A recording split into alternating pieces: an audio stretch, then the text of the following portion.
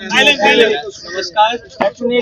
थोड़ा सा माफी चाहेंगे, प्रेस क्लब में ये प्रेस कॉन्फ्रेंस अरेंज थी, लेकिन पहले वहां पर पानी भर गया, उसके बाद वहां पे इलेक्ट्रिसिटी चली गई, तो हमें लगा ये सब चीजें होती रहेंगी, आप लोगों से बात करनी चाहिए।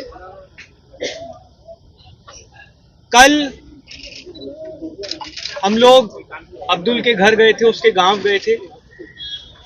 उस गांव तक जाने की जो सड़क है, जो सरकारी रिकॉर्ड्स में मुझे बताया गया कि वो सड़क 2 बार बनी हुई है, लेकिन वो सड़क किस तरह की दिखती है आप लोगों ने देखा होगा।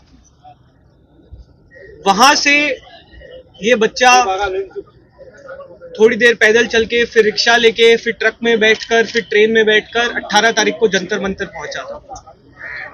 उसके पिताजी ने ही उसको बोला कि बेटा जाओ, कुछ अच्छा हो रहा है इस देश में, इस सिस्टम में कुछ बदलाव लाने की लड़ाई हो रही है, तो तुम भी जाओ। 26 तारीख तक अब्दुल जंतर मंतर पर मौजूद रहा, प्रोटेस्ट में हिस्सा लिया, हमारी टीम के साथ वॉलंटियर किया। लेकिन 26 को वापस आने के बाद से लगातार वहां पर भाजपा के गुंडों द्वारा लगातार अब्दुल को और उसके परिवार को धमकाया गया। जो वहां के लोकल एमएलए हैं निर्मल दाड़ा, जो खुद को बहुत बड़े गुंडे समझते हैं, उन्होंने अब्दुल को कॉल करके पाकिस्तानी कहा और उसे आतंकवादी कहा।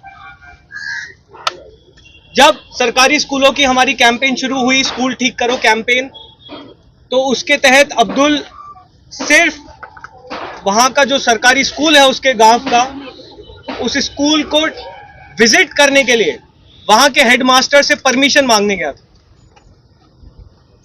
जैसे ही वो वापस आया, वहां पर भाजपा के गुंडे पहुंचे, उन्होंने सीधे अब्दुल के साथ मारपीट शुरू की। बीच बचाव करने आए उसके पिताजी के साथ मारपीट शुरू की। उसके बाद जब वो हॉस्पिटल गए, वहां पर भी आकर भाजपा के गुंडों ने अब्दुल के परिवार के साथ, अब्दुल के पिताजी के साथ मारपीट की। अब्दुल ने मुझे ये तक बताया कि वहां पर कुछ गुंडे चाकू लेकर भी आए थे, बंदूक लेकर भी आए थे। तो बहुत क्लियर था कि वो लोग उनका मर्डर करना चाहते थे, अब्दुल का मर्डर करना चाहते थे। बहुत दुख की बात है कि अब्दुल के पिताजी हमारे बीच नहीं रहे, he succumbed to the injuries। लेकिन कल जब अब्दुल की दादी माफिक साहब, जो अब्दुल के पिताजी थे, उनकी मम्मी से हमने बात की, तो उन्होंने रोते रोते सिर्फ हमें एक चीज बोली कि अब्दुल तुम्हारी जिम्मेदारी है, तुम लड़ो, इनकलाब जिंदाबाद और जीत तुम्हारी होगी।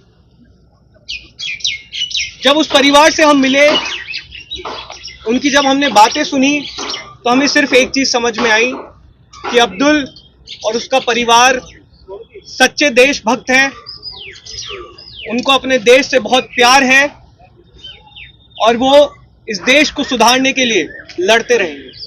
हमें बहुत गर्व है कि अब्दुल सीजेपी का कार्यकर्ता है और अब्दुल बिना डरे अपनी लड़ाई आगे भी लड़ेगा।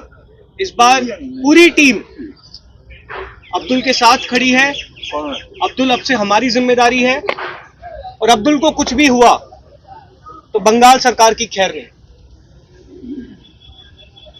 हमने 4 डिमांड्स सरकार के सामने रखी थी, जिसके बारे में आपको अंकित भारद्वाज जी, जो हमारे ईस्ट और नॉर्थ ईस्ट जोन के इंचार्ज हैं, जिसमें बंगाल भी शामिल है, यहाँ का पूरा संगठन बनाने की जिम्मेदारी अंकित जी की है। तो क्या 4 डिमांड्स थी, उसके बारे में अंकित जी आपको बताएंगे। साथियों, अब्दुल के परिवार की सिक्योरिटी को देखते हुए एक डिमांड हमने ये रखी है कि अब्दुल के पूरे परिवार की सिक्योरिटी सरकार को मुहैया करानी पड़ेगी। उनकी जिम्मेदारी है, सुबह शाम अब्दुल के परिवार को कुछ नहीं होना चाहिए। जो लोग भी इसमें इन्वॉल्व थे, जिन्होंने अब्दुल के पिताजी पर हमला किया था, अब्दुल पर हमला किया, उनके फैमिली पर हमला किया, वो सारे लोग करीब 15-20 लोग थे, हमारी नॉलेज में आया है, लेकिन सिर्फ 4 लोग अभी तक पकड़े गए हैं। उसके अलावा पुलिस वाले वहाँ पे लोग थे, थाने के लोग थे, उन लोगों का भी बहुत नेग्लिजेंस था। तो हमने ये भी डिमांड की है, उनकी भी इन्वेस्टिगेशन की जाए, और जो भी लोग इस नेग्लिजेंस में इन्वॉल्व थे उनके ऊपर भी एक्शन लिया जाए सख्त से सख्त। उसके अलावा हमने जब अब्दुल से पूछा कि आपको कोई कंपनसेशन की रिक्वायरमेंट है, तो उस लड़के ने, उस देशभक्त ने बहुत बढ़िया जवाब दिया कि मुझे कोई कंपेंसेशन नहीं चाहिए, मुझे स्कूल ठीक करने हैं, यही मेरा एम है। तो आप एक स्कूल मेरे पापा जी के नाम पे बनवा दो, जनाब तारिक जी के नाम पर एक स्कूल बनवा दो आप, ये उसकी डिमांड थी। तो यही चौथी हमारी डिमांड है। इन चारों डिमांडों को इंश्योर करने के लिए हमारा एक डेलीगेशन, सीजीपी का डेलीगेशन अब्दुल के घर पर रहेगा। आकाश जी हमारे साथी, इनकी लीडरशिप में, ये हमारे बहुत मजबूत साथी हैं, इनकी लीडरशिप में हमारे लोग यहाँ पर रहेंगे और ये इंश्योर करेंगे कि जो हमने 10 दिन का अल्टीमेटम दिया है, सरकार इन चारों डिमांडों को 10 दिन के अंदर पूरी करे। अगर सरकार इन चारों डिमांडों को पूरी नहीं करती है तो जैसा कि हमने बताया था कि हम उस डिस्ट्रिक्ट का घेराव करेंगे, वहाँ के एसडीएम ऑफिस का घेराव करेंगे और सरकार को मजबूर करेंगे कि चारों डिमांडें पूरी करें। आगे की जो डिटेल है वो हमारे साथी विजय जी बताएंगे। तो विजय हमारे साउथ जोन के हेड हैं और उसके साथ ही हमारे मीडिया कोऑर्डिनेटर भी हैं।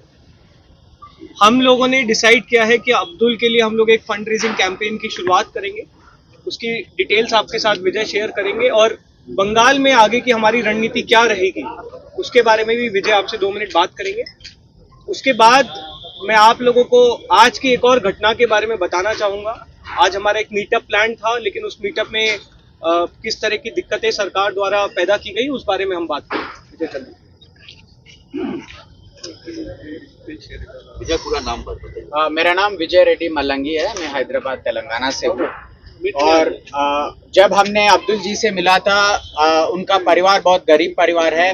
हमने सोचा है कि हम और एक डिमांड रखेंगे इस सरकार के आगे कि उनको अच्छी सी कॉम्पेंसेशन मिले, कम से कम 1 करोड़ रुपए की कॉम्पेंसेशन मिले। लेकिन अब्दुल ने मना किया। अब्दुल ने बोला कि मेरा पापा तो चले गए, लेकिन मुझे पैसे की कोई लालच नहीं है, मुझे कॉम्पेंसेशन नहीं चाहिए, मुझे मेरे विलेज में, मेरे डिस्ट्रिक्ट में मेरे पापा के नाम पे एक स्कूल चाहिए। तो ये तो सरकार करना पड़ेगा इस सरकार को, और हम जिम्मेदारी लेना चाहते हैं अब्दुल के लिए, कॉम्पेंसेशन के लिए फंड रेज करने का जिम्मेदारी।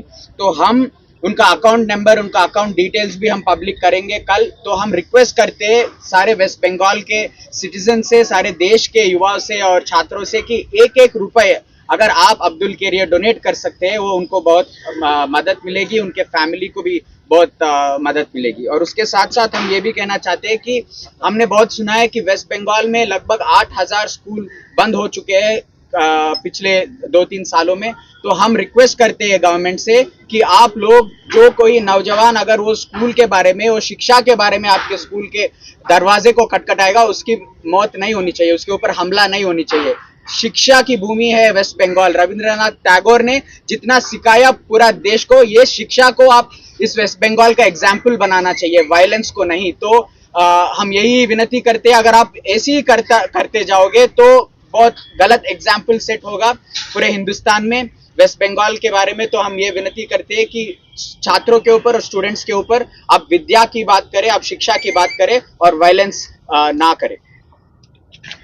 आज हमारा सीजेपी का मीटअप प्लान था, आप लोगों ने उसकी डिटेल्स देखी होगी। भारत सभा हॉल में कोलकाता में ही है, वहाँ पर ये मीटिंग प्लान थी, इंटरनल मीटिंग थी।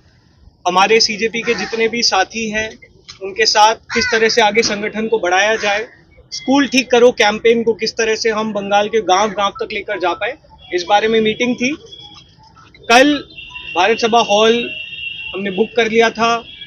आज जब हम वहाँ पर गए तो उन्होंने बोला कि हमारे ऊपर भाजपा के